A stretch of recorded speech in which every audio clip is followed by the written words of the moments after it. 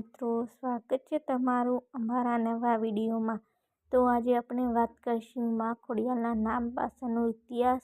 એ માત્ર એક નામકરણની વિધિ નથી, પરંતુ તે ત્યાગ, સમર્પણ, શક્તિ અને ભાઈ પ્રત્યેની અતૂટ મમતાની ગાથા છે। આ ઇતિહાસ સમજવા માટે આપણે મામણીયા ગઢવીના આંગણે થયેલા આ દિવ્ય પ્રાગટ્ય અને તેની સમયની ઘટનાઓમાં ઊંડા ઉતરવું પડે।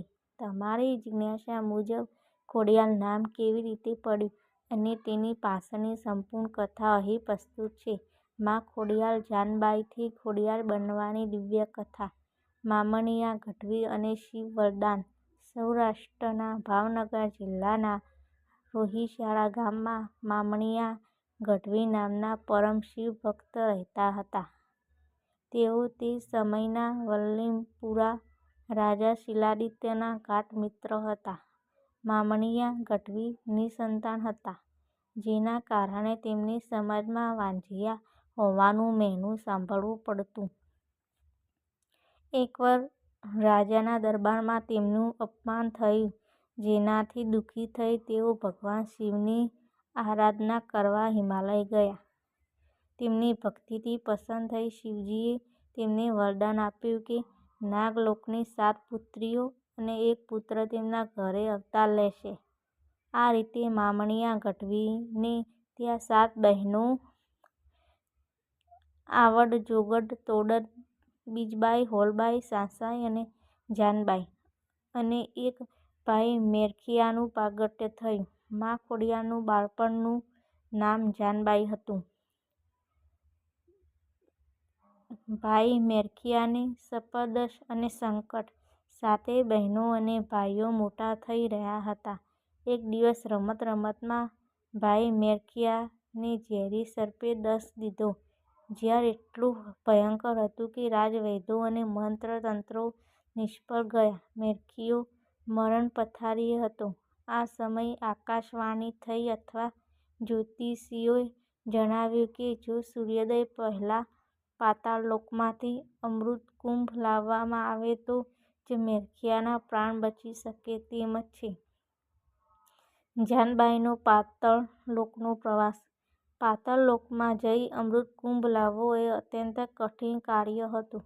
જાનબાઈ, જેઓ સૌથી નાના અને અત્યંત શક્તિશાળી હતા, એ આ જવાબદારી ઉપાડી તેઓ પાતાળલોકમાં ગયા અને નાગરાજ પાસેથી અમૃતનો કુંભ પ્રાપ્ત કર્યો। પરંતુ જ્યારે તેઓ પૃથ્વીલોક પર પાછા ફરી રહ્યા હતા, ત્યારે માર્ગમાં એક દુર્ઘટના ઘટી, પગમાં ઈજા અને મગરની સવારી। જ્યારે જાનબાઈ અમૃતકુંભ લઈને ઝડપથી બહાર આવી રહ્યા હતા, ત્યારે તેમનો પગ ખડક સાથે અથડાયો અને તેમને ગંભીર ઈજા થઈ। ઈજાને કારણે તેઓ ઝડપથી ચાલી શકતા નહોતા અને લંગડા હતા।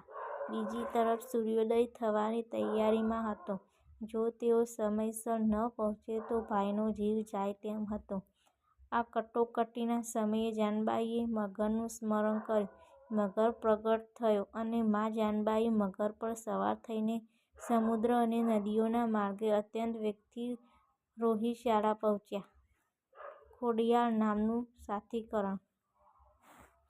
જ્યારે જાનબાઈ અમૃતકુંભ લઈને પહોંચ્યા, ત્યારે તેમના પિતા મામણીયા ગઢવી અને અન્ય બહેનો તેમને લંગડાતા ચાલતા જોઈ રહ્યા હતા। ભાઈને અમૃત પાઈને જીવતદાન આપવામાં આવ્યું। ભાઈ બચી ગયો એટલે ચારે બાજુ હર્ષની છેલ્લી છવાઈ ગઈ। જ્યારે પિતાએ જોયું કે દીકરી જાનબાઈ પોતાના પગની પીડા હોવા છતાં લંગડાતા પણ ભાઈના પ્રાણ બચાવવા માટે સમયસર આવી પહોંચી છે, ત્યારે તેમને ભાવવિભોર થઈ કહ્યું, મારી દીકરી તો ખોડાતી આવી, આ તો મારી ખોડલ છે। ગુજરાતી ભાષામાં લંગડા ચાલવાને ખોડવાનું કહેવામાં આવે છે। આમ પગમાં ઈજાને કારણે લંગડાતા ચાલવાને લીધે અને છતાં પણ અશક્ય કાર્ય સિદ્ધ કરવાને કારણે જાનબાઈનું નામ ખોડિયાર પડ્યું। માં ખોડિયારના નામનો મહિમા। ત્યાગનું પ્રતીક। પોતાનો પગ ઘાયલ હોવા છતાં ભાઈ માટે દોડી આવવું એ માતૃશક્તિના ત્યાગનું પ્રતીક છે। મગરનું વાહન। ખોડિયાર નામની સાથે જ મગરની સવારી જોડાયેલી છે, જે દર્શાવે છે કે જ્યારે ભક્ત મુસીબતમાં હોય ત્યારે કુદરત પણ તેને રસ્તો આપે છે. શક્તિ અને ભક્તિ આજે ગુજરાતના ખૂણે-ખૂણે ખોડલના સાદ ગુંજે છે. તે ભક્તો માટે માત્ર નામ નથી પણ એક અતૂટ વિશ્વાસ છે. આમ એક બહેનનો ભાઈ પ્રત્યેનો પ્રેમ અને દૈવી શક્તિના સંગમથી જાનબાઈમાંથી મા ખોડિયારના નામનો ઉદય થયો, જે આજે કરોડો લોકોની આસ્થાનું કેન્દ્ર છે.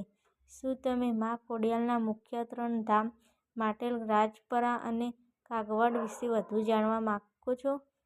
જય માતાજી મિત્રો, અમારો વિડીયો ગમ્યો હોય તો વિડીયોને લાઈક, શેર અને ચેનલને સબસ્ક્રાઈબ કરવાનું ભૂલતા નહીં.